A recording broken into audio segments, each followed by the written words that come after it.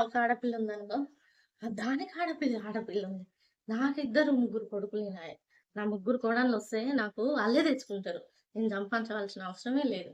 నా ముగ్గురు కోడన్లొస్తే నాకే బొచ్చెడు సామానుంటది. బొచ్చెడు పైసలొస్తాయి.